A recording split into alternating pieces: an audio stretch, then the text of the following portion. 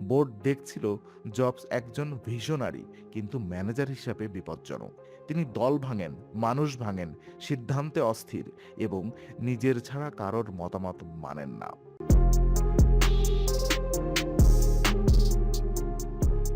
২০০৩ সাল, অ্যাপেলের অফিস। একজন ইঞ্জিনিয়ার ৩ মাস ধরে রাত দিন কাজ করে একটি ফিচার তৈরি করেছেন। সেদিন স্টিভ জবসকে দেখাবেন, উত্তেজিত, গর্বিত। জবস ডেমো দেখলেন ৩০ সেকেন্ড, তারপর ঘুরে তাকালেন এবং বললেন, দিস ইজ শিট। ইঞ্জিনিয়ার স্তব্ধ। জবস বললেন, you are not smart enough to work here, you are fired. Engineer বেরিয়ে গেলেন, কিন্তু গল্পটা এখানে শেষ নয়। পরদিন সকালে জবস আবার ডাকলেন, বললেন, ফিচারটা ভালো হয়েছে, কিন্তু এখানে একটু পরিবর্তন করতে হবে। ইঞ্জিনিয়ার অবাক। গতকাল বরখাস্ত করলেন, আজ আবার কাজ বলছে। জবস বললেন, গতকালের কথা মনে নেই, চলো কাজ করি। এই একটা ঘটনা স্টিভ জবসের পুরো চরিত্র বলে দেয়। প্রতিভাবান, দূরদর্শী, কিন্তু একই সাথে নিষ্ঠুর, অস্থির, মানবিক সীমারেখার বাহিরে। আজকের বিং ইনসাইডে আমরা ঢুকবো সেই গল্পে, যেটা অ্যাপেলের বিজ্ঞাপনে দেখানো হয় না, যেটা স্টেজ প্রেজেন্টেশনে বলা হয় না। স্টিভ জবসের সেই অন্ধকার দিক, যা না জানলে তাকে সম্পূর্ণ জানা হয় না। শুরুর গল্প পরিত্যক্ত শিশু থেকে পরিত্যক্ত বাবা। ২৪ ফেব্রুয়ারি ১৯৫৫, সান ফ্রান্সিসকো। একটি হসপিটালে একটি শিশুর জন্ম হলো। দুজনেই অবিবাহিত, দুজনেই তরুণ। সমাজের চাপে শিশুটিকে দত্তক দিয়ে দিলেন পল এবং ক্লারি জবস, একজন মেকানিক এবং তার স্ত্রী। শিশুটির নাম রাখা হলো স্টিভেন পল জবস। এই দত্তক নেওয়ার ঘটনা স্টিভ জবসের মনে গভীর ক্ষত তৈরি করেছিল। পরে অল্টারের কাছে সাক্ষাৎকার দেওয়ার সময় জবস বলেছিলেন, I always felt abandon and I feel that I was specially to. আমি সবসময় মনে করতাম পরিত্যক্ত, এবং একই সাথে মনে করতাম আমি বিশেষ। মনোবিজ্ঞানীরা বলেন, এই দ্বন্দ্ব, পরিত্যক্ত কিন্তু বিশেষ, জবসের পুরো জীবনকে চালিয়েছে। তিনি প্রমাণ করতে চেয়েছিলেন, আমি সাধারণ নই, আমাকে ফেলে দেওয়া ঠিক হয়নি, আমি দুনিয়া বদলে দেব। এবং তিনি দিয়েছেনও। কিন্তু সেই প্রমাণ করার প্রতিক্রিয়া, তিনি নিজের মেয়েকেও পরিত্যাগ করেছিলেন, ঠিক যেভাবে তাকে পরিত্যাগ করা হয়েছিল। ইতিহাসের সবচেয়ে করুণ বিদ্রূপগুলোর একটি। লিসা নিজের মেয়েকে অস্বীকার। ১৯৭৮ সাল, জবসের বয়স ২৩। তার প্রেমিক একটি মেয়ের জন্ম দিলেন, নাম লিসা। জবস অস্বীকার করলেন, বললেন, আমি বাবা নই, চিকিৎসাগতভাবে আমি বন্ধ্যা, আমার পক্ষে সন্তান হওয়া সম্ভব নয়। ডিএনএ পরীক্ষা হলো, ৯৪.৪% নিশ্চিত জবসই বাবা। তবুও জবস অস্বীকার করতে থাকলেন। তার প্রেমিকা সরকারি সাহায্য নিচ্ছিলেন, কারণ জবস টাকা দিচ্ছিলেন না। অ্যাপেল তখন কোটি কোটি ডলারের কোম্পানি হচ্ছে, এবং অ্যাপেলের সিইওর মেয়ে সরকারি সাহায্যে বড় হচ্ছে। আদালত জবসকে ভরণপোষণ দিতে বাধ্য করল, মাসে $৩৮৫। জবস রাজি হলেন, কিন্তু মেয়েকে স্বীকার করলেন না। এমনকি অ্যাপেলের সবচেয়ে বিখ্যাত কম্পিউটার, লিসা কম্পিউটার, জবস বললেন, এটার নাম লোকাল ইন্টিগ্রেটেড সিস্টেম আর্কিটেকচার, সংক্ষেপে লিসা। কিন্তু অ্যাপেলের প্রকৌশলীরা জানতেন এটা লিসার নামে। জবস কখনো স্বীকার করেননি। লিসা পরে একটি বই লিখেছেন, স্মল ফ্রাই। সেখানে বলেছেন, বাবা প্রায়ই বলতেন, তুমি গন্ধ ছড়াও, তুমি নোংরা, তুমি আমার কেউ না। এই কথাগুলো একটি শিশুকে একটি বাবা বলেছিলেন, সেই বাবা যাকে পৃথিবী জানে ভিশনারি হিসাবে, মানবতার শিল্পী হিসাবে। রিয়ালিটি ডিস্ট্রয়িং ফিল্ড, মিথ্যার শিল্পকলা। স্টিভ জবস এর সহকর্মীরা একটি শব্দ ব্যবহার করতেন, রিয়ালিটি ডিস্টরশন ফিল্ড, মিথ্যার শিল্পকলা। স্টিভ জবস এর সহকর্মীরা একটি শব্দ ব্যবহার করতেন, রিয়ালিটি ডিস্টরশন ফিল্ড, বাস্তবতাকে বাঁকানোর ক্ষেত্র। এর মানে কি? জবস যখন কিছু চাইতেন, তিনি বাস্তবতা উপেক্ষা করতেন, অসম্ভবকে সম্ভব মনে করতেন, এবং যে ইঞ্জিনিয়ার বলতো এটা সম্ভব নয়, জবস বলতেন তুমি ভুল। এবং এমনভাবে বলতেন ইঞ্জিনিয়ার বিশ্বাস করতেন এবং অসম্ভব করে দিত। এটাই জবসের শক্তি। কিন্তু এই একই রিয়ালিটি ডিস্ট্রাকশন ফিল্ড ব্যক্তিগত জীবনে মিথ্যার হাতিয়ার হয়েছিল। জবসের প্রথম বিজনেস পার্টনার স্টিভেন ওজনিকি, ওজ অ্যাপেলের সহ-প্রতিষ্ঠাতা, অ্যাট্রিক কোম্পানির একটি কাজ দিয়েছিলেন, ব্রেকআউট গেম ডিজাইন। ৪ দিনে শেষ করলে বোনাস বেশি। জবস বললেন, আমরা একসাথে করব, বোনাস ভাগ করব। অজ ৪ দিন রাত জেগে করলেন, জবস ঘুমালেন, বোনাস এলো $৫,০০০। জবস ওজকে দিলেন $350 এবং বললেন মোট বোনাস ছিল $700। তোমার অর্ধেক। সত্য ওয়াজ জানলেন বছরের পর বছর পরে একটি বইতে বলেছিলেন সেই মুহূর্তে বুকটা ভেঙে গিয়েছিল, শুধু টাকার জন্য না, বিশ্বাসের জন্য। কর্মীদের সাথে আচরণ, ভয়ের সংস্কৃতি। অ্যাপেলের ভেতরে জবসের ব্যবস্থাপনা পদ্ধতি ছিল ভয়। সাবেক অ্যাপেল কর্মীরা বলেছেন জবস এলিভেটরে উঠলে কর্মীরা পালাতো, কারণ তিনি হয়তো জিজ্ঞেস করবেন তুমি কি করছো, এবং উত্তর পছন্দ না হলে এলিভেটরেই বরখাস্ত। জবসের ভাষায় যারা মেধাবী নয় তারা বোজো। তিনি বললেন এ গ্রেট মানুষ নিয়োগ দেয়, বি গ্রেড মানুষ সি গ্রেড নেয়। তাই একজন বোজো থাকলে পুরো দল নষ্ট। এই যুক্তিতে জবস নিষ্ঠুরভাবে মানুষ বরখাস্ত করতেন, কখনো কোনো সতর্কতা ছাড়া, কখনো প্রকাশ্যে অপমান করে। প্রাক্তন অ্যাপেল কর্মী জিনা লুইস বলেছেন Jobs was like a dagger, sharp on both end. উভয় দিকেই ধারালো। যারা তার সাথে একমত তারাও কাটা যেতেন, যারা বিরোধিতা করতেন তারাও। অ্যান হার্টফিল্ড ম্যাকিন্টশ দলের মূল ইঞ্জিনিয়ার বলেছেন জবস কাউকে সরাসরি প্রশংসা করতেন না। কাজ ভালো হলে বলতেন নট ব্যাড, খুব ভালো হলে হয়তো একটু মাথা নাড়তেন, কিন্তু মানুষকে তার কাছের কৃতিত্ব দেওয়া, এটা জবসের অভিধানে ছিল না। বরং তিনি অন্যের আইডিয়া নিজের বলে চালিয়ে দিতেন, প্রকাশ্যে নির্দ্বিধায়। জবস বনাম গেটসের চুরির অভিযোগ। 1983 সাল, Apple Lisa computer, graphical user interface, GUI, mouse দিয়ে কম্পিউটার চালানো। জবস এটা দেখিয়েছিলেন জেরক্স প্যাক গবেষণা থেকে। জেরক্স এই প্রযুক্তি আবিষ্কার করেছিলেন, কিন্তু কিভাবে ব্যবহার করবে জানতো না। জবস দেখলেন এবং অ্যাপেলে নিয়ে গেলেন। পরে ম্যাকিন্টশ একই ধারণা ব্যবহার করে উইন্ডোজ বানালো। জবস রেগে গেলেন, চিৎকার করলেন, বললেন বিল গেটস চুরি করেছে।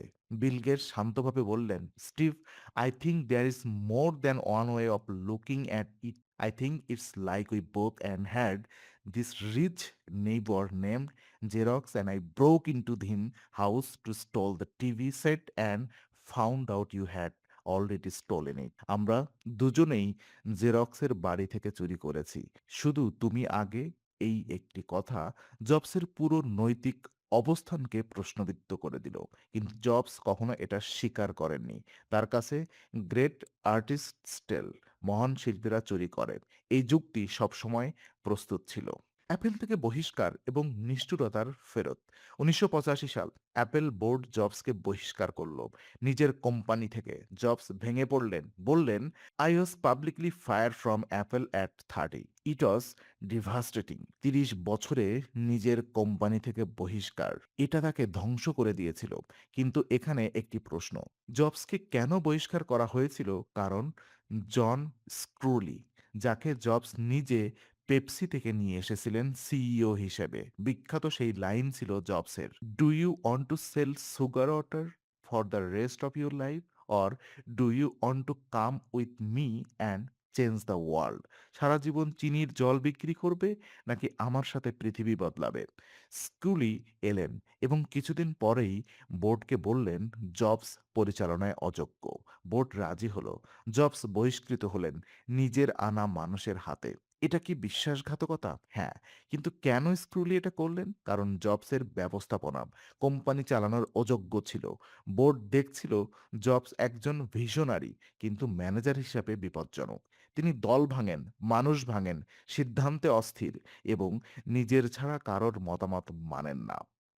নেক্সট এবং পিক্সার নির্বাসনের সোনালী পাঠ। অ্যাপেল থেকে বহিষ্কারের পর জবস দুটো কাজ করলেন, নেক্সট কম্পিউটার এবং পিক্সার কিনলেন 10 মিলিয়নে জর্জ লুকাসের কাছ থেকে। নেক্সট ব্যর্থ হলো, কারণ একই। জবস প্রকৌশলীদের সাথে যা করতেন সেটা নেক্সটের কর্মীদের বলছেন। জবস বলতেন একটি, পরদিন বলতেন উল্টোটা, এবং কেউ মনে করিয়ে দিলে রেগে যেতেন। কিন্তু পিকচার বদলে দিল ইতিহাস। Toy Story, Finding Nemo, The Incredibles. Jobs পিকচারের সরাসরি সৃজনশীল কাজে হস্তক্ষেপ করেননি। জন লেসেন্টারকে ছাড়লেন, নিজের ব্যবসার দিক দেখলেন, এবং পিকচার সফল হলো। এখানেই জবস যখন নিয়ন্ত্রণ ছাড়লেন কাজ ভালো হলো। যখন নিয়ন্ত্রণ ধরলেন মানুষ কষ্ট পেল। তাহলে জবসের সাফল্যের রহস্য কি? শুধু কি তার প্রতিভা, নাকি তার চারপাশের মানুষ, যাকে কৃতিত্ব তিনি কখনো দেননি? অ্যাপেলে ফেরা এবং ক্ষমতার পূর্ণ ব্যবহার। ১৯৯৭ সাল অ্যাপেল প্রায় দেউলিয়া। মাইক্রোসফট ১৫০ মিলিয়ন বিনিয়োগ করল। অ্যাপেল ডুবলে পিসি বাজারে মনোপলি অভিযোগ এড়াতে জবস ফিরে এলেন এবং সাথে সাথে পুরো কর্মীদের ছাঁটাই শুরু। নতুন পণ্যের তালিকা কমালেন ৩৫০টি পণ্য থেকে মাত্র ১০টি এবং তারপর আইম্যাক, আইপড, আইফোন, আইপ্যাড একটির পর একটি বিপ্লব। পৃথিবী বদলে গেল। কিন্তু সেই বদলের পেছনে হাজার হাজার ইঞ্জিনিয়ারের রাত জাগা, হাজার হাজার পরিবারের সময় নষ্ট, হাজার হাজার মানুষের মানসিক স্বাস্থ্যের মূল্য। আইফোন টিমের একজন ইঞ্জিনিয়ার বলেছেন, আমি ২ বছর আমার সন্তানকে রাতে দেখিনি। সে ঘুমানোর আগে বাসায় আসেনি। আইফোন বেরোনোর পর জবস স্টেজে উঠলেন, কৃতিত্ব নিলেন। সেই ইঞ্জিনিয়ারের নাম কোথাও উচ্চারিত হলো না। স্বাস্থ্য এবং সবচেয়ে বিতর্কিত সিদ্ধান্ত। ২০০৩ জবসের প্যানক্রিয়াটিক ক্যান্সার ধরা পড়ল। কিন্তু জবস চিকিৎসা নিলেন না। ৯ মাস অল্টারনেটিভ মেডিসিন, ফলের রস, আকুপাংচার, আধ্যাত্মিক চিকিৎসা। তার ডাক্তাররা ভেঙে পড়লেন। কারণ তার ক্যান্সার ছিল ইনসেল সেল নিউরো অ্যাড্রোক্রিন টিউমার। এই ধরনের ক্যান্সার সার্জারিতে ৯০% নিরাময়যোগ্য যদি সঠিক সময়ে অস্ত্রোপচার হয়। জবস ৯ মাস দেরি করলেন, তারপর অস্ত্রোপচার। কিন্তু ততদিনে ক্যান্সার ছড়িয়ে গেছে। ডাক্তাররা বলেছেন যদি সঙ্গে সঙ্গে অস্ত্রোপচার করতেন জবস আরও ১০ বছর বাঁচতেন। কেন জবস এই ভুল করলেন? মনোবিজ্ঞানীরা বললেন রিয়ালিটি ডিস্ট্রশন ফিল্ড। তিনি বিশ্বাস করতেন তিনি চাইলে বাস্তবতা বদলে দিতে পারেন। মৃত্যুও তার ইচ্ছামতো আসবে এবং সেই বিশ্বাস যা তাকে আইফোন বানাতে সাহায্য করেছিল সেটাই তাকে তাড়াতাড়ি মেরেছিল। শেষ জীবন, অনুতাপ আর বোঝাপড়া। ২০১১ সাল জবস মৃত্যুর কাছাকাছি। লিসা এলেন এতদিন পর। বাবা মেয়ে সময় কাটালেন। জবস স্বীকার করলেন তিনি ভুল করেছিলেন। মেয়েকে অস্বীকার করা তার জীবনের সবচেয়ে বড় লজ্জা। জবস বললেন, I am 50-50 on whether a God exists, but I find myself believing a bit more as I get older and have experienced more. ঈশ্বর আছেন কিনা জানি না, কিন্তু বয়স বাড়ার সাথে একটু বেশি বিশ্বাস হচ্ছে। ওয়াল্টার শেষ দেখায় গেলেন। জবস বললেন, আমি জীবনে অনেক কিছু করেছি, কিন্তু পরিবারের জন্য যথেষ্ট করিনি এবং সেটা আমার সবচেয়ে বড় ব্যর্থতা। ২০১১ সালের ৫ অক্টোবর স্টিভ জবস মারা গেলেন। বয়স ৫৬। শেষ কথা ছিল, ও ও ও ও ও ও। কেউ জানে না তিনি কি দেখেছিলেন। উত্তরাধিকার, আলো এবং ছায়া। স্টিভ জবস এর উত্তরাধিকার দুটো, একটি উজ্জ্বল, একটি অন্ধকার। উজ্জ্বল দিক, আইফোন বদলে দিয়েছে পৃথিবীর যোগাযোগ, পিকচার বদলে দিয়েছে চলচ্চিত্র, অ্যাপেল বদলে দিয়েছে প্রযুক্তি সংজ্ঞা। ডিজাইনকে নিয়ে টেকনোলজির কেন্দ্রে রেখেছেন এবং প্রমাণ করেছেন বিজ্ঞান এবং শিল্প আলাদা নয়। অন্ধকার দিক হলো নিজের মেয়েকে বছরের পর বছর অস্বীকার, হাজার হাজার কর্মীর সাথে অমানবিক আচরণ, বিশ্বস্ত বন্ধুদের সাথে প্রতারণা এবং নিজের ভুল কখনো স্বীকার না করার অহংকার। কিন্তু সবচেয়ে বড় প্রশ্নটি হলো এই অন্ধকার ছাড়া কি আলো সম্ভব ছিল? যদি জবস নিষ্ঠুর না হতেন, যদি অসম্ভব মান না চাইতেন, যদি নট গুড এনাফ না বলতেন, তাহলে কি আইফোন হতো? তাহলে কি ম্যাকিন্টশ হতো? এই প্রশ্নের উত্তর কঠিন। কারণ এই প্রশ্নটা আসলে জিজ্ঞেস করছে মহত্ব কি নিষ্ঠুরতার মূল্য দাবি করে? একটি ছোট্ট ঘটনা।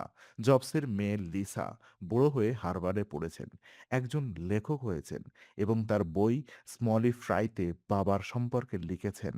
একই সাথে ভালোবাসা, একই সাথে ক্ষত, একই সাথে ক্রোধ, একই সাথে মিস করা। এই মিশ্র অনুভূতি স্টিভ জবসের পুরো উত্তরাধিকার। আমরা তার আইফোন ব্যবহার করি, কিন্তু যাদের ঘরে তিনি আলো জ্বালাননি তাদের কথা মনে রাখি না। তার কথা মনে রাখি যারা রাত জেগে সেই ফোন বানিয়েছিলেন তাদের কথা মনে নেই। পৃথিবী সবসময় এভাবেই ইতিহাস লেখে।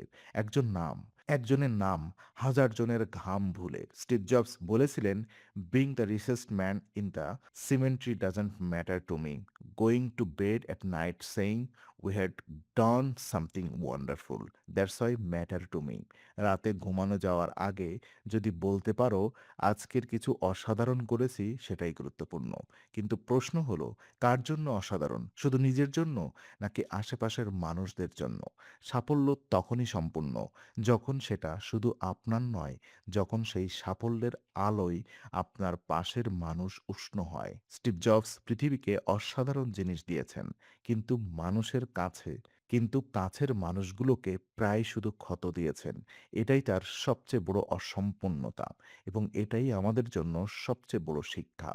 মানবতা এবং মহানতা দুটো আলাদা জিনিস। যে মানুষ দুটো একসাথে রাখতে পারে সেই মানুষই সত্যিকারের মহান। বিং ইনসাইড সত্যের সন্ধানে।